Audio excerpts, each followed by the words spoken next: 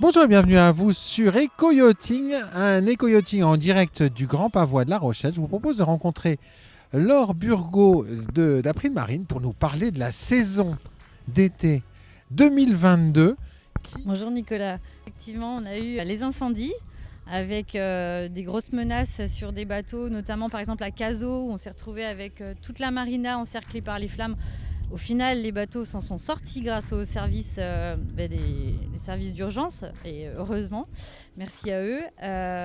Voilà, on a eu un été très chaud ensuite parce que vous avez vu tous les intempéries en Corse, avec une tempête inimaginable, des conditions de vent qui sont montées à plus de 100 nœuds, des gens qui se sont retrouvés dans un enfer en une demi-heure. Donc ça a été très très chaud. Sur les incendies, il y avait 400 bateaux quand même qui étaient encerclés par les flammes.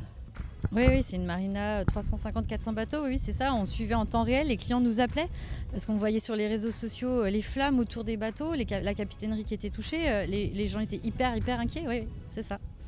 Et alors sur la Corse, il y a une chose qui est inouïe, alors en dehors du fait que c'était pas prévu, c'est qu'en fait là vous avez été confronté à des gens qui vous ont appelé, mais dans l'affolement, parce que généralement les sinistres c'est plutôt avant ou après la saison, quand généralement les bateaux naviguent pas.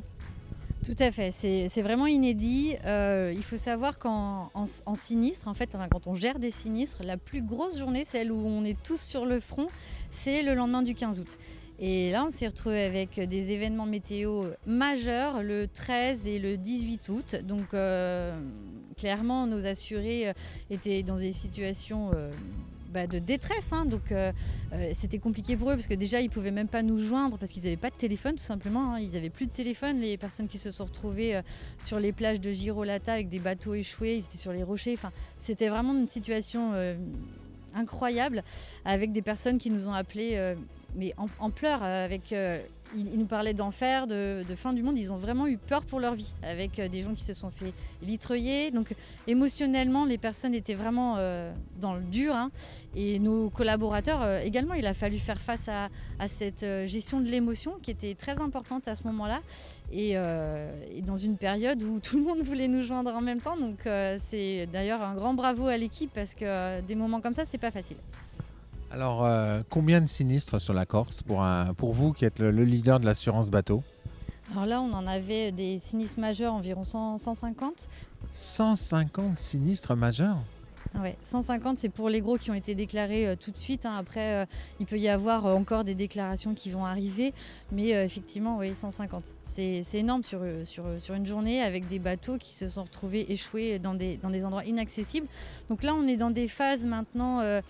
on a eu vraiment 3 niveaux. On a eu d'abord le moment où les gens étaient sauvés. Donc il a fallu qu'ils contactent les secours, parce que là c'était vraiment les secours. Ensuite il y a eu la partie assistance parce qu'il fallait reloger les gens. Ils n'avaient plus de bateau ou rapatrier les gens. Et maintenant on est sur la partie assurance. Donc là c'est chiffrer les dommages. Donc ça commence juste parce qu'en fait il y a tellement il y a eu tellement de dégâts et puis c'était en pleine période. Donc maintenant les réparateurs de bateaux commencent à nous envoyer les devis. Et il y a une étape aussi qui était très importante, c'était de sortir les bateaux d'où ils étaient, puisqu'ils étaient dans des situations, ils étaient sur les rochers, sur les plages. Et puis maintenant, il faut aller chercher les débris dans les fonds. C'est du très gros travail avec des interventions de scaphandriers. C'est des très gros travaux et c'est très coûteux. Vous avez un exemple justement d'un sinistre qui est arrivé et de ce que ça, alors avec une famille qui a été sauvée, mais ce que ça enclenche derrière? Oui, donc on a par exemple une famille qui, c'était au nord d'Ajaccio, qui s'est retrouvée dans des situations tellement catastrophiques qu'ils ont fait appel aux secours. Ils ont été litreuillés. Donc il n'y a pas eu de dégâts corporels, personne n'a été touché et heureusement. On a eu une chance inouïe sur cet événement parce que c'est le pire. Donc le bateau a été laissé à la dérive et puis il a été retrouvé complètement disloqué sur les rochers. Donc là on a eu un chiffrage dans les 100 000 euros sur un bateau à 430 000 euros. Donc pour aller récupérer l'ensemble des débris. Il y a 15 jours de travail d'un scaphandrier. Enfin, c'est du gros travail. 15 jours de travail d'un scaphandrier? Ouais, ouais. Et c'est aléatoire, ça dépendra de la météo, ça va dépendre de ce qu'ils vont trouver. Enfin, voilà. Donc on est parti pour suivre ces dossiers de très très près pour faire en sorte qu'on remette nos assurés dans la situation préexistante. Alors pas avec ce bateau évidemment, puisque là il n'y a plus rien à faire, mais il faudra payer donc effectivement la valeur du bateau et puis mettre tous les frais divers, ce qu'on appelle les frais divers, donc de retirement, dépollution liée à s'il y a de la dépollution, pour remettre l'endroit dans l'état comme il était avant en fait. Hein. Voilà. J'imagine que pour l'équipe d'April Marine, ça a été une mobilisation totale. Alors oui, alors déjà on est super mobilisés l'été parce que c'est le moment, c'est le moment de vérité. Hein. Nos clients, on le voit là, on est sur le salon, on leur dit quelle est votre première attente. Ils nous disent de ne pas vous parler, de ne pas avoir de sinistre. Et si j'en ai un, que vous soyez là, que vous soyez au rendez-vous. Donc là, il faut être au rendez-vous. On avait évidemment nos équipes qui étaient encore plus renforcées. On a recruté, on est allé chercher dans les autres services de l'aide pour que on puisse avoir, qu'on soit accessible, qu'on soit là pour nos clients. Après, il y a les experts, hein, bien évidemment, qu'on a mobilisés tout de suite sur place.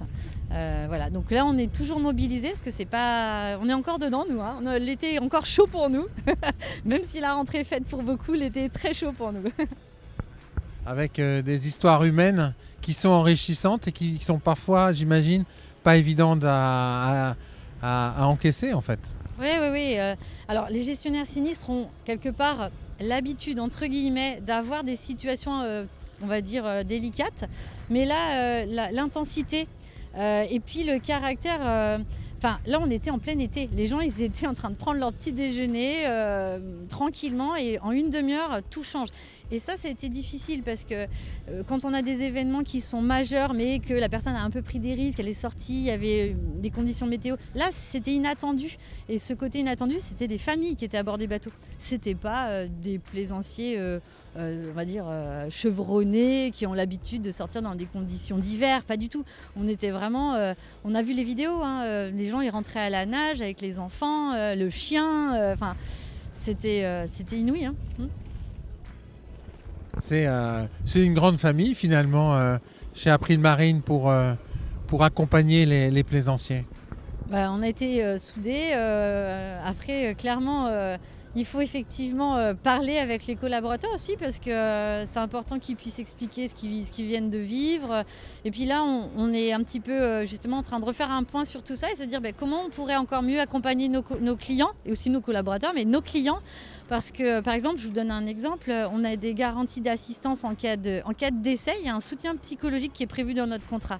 Eh bien, on n'avait jamais prévu un soutien psychologique en cas d'événement majeur. Et moi, je me dis que ça me semble assez évident que dans ces conditions-là, proposer X heures de soutien psychologique pour passer ce cap, parler, expliquer ce qu'on a vécu, parce qu'ils ont eu peur de mourir.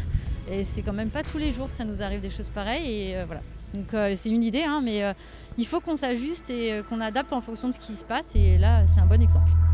Merci beaucoup, Laure. Merci, Nicolas.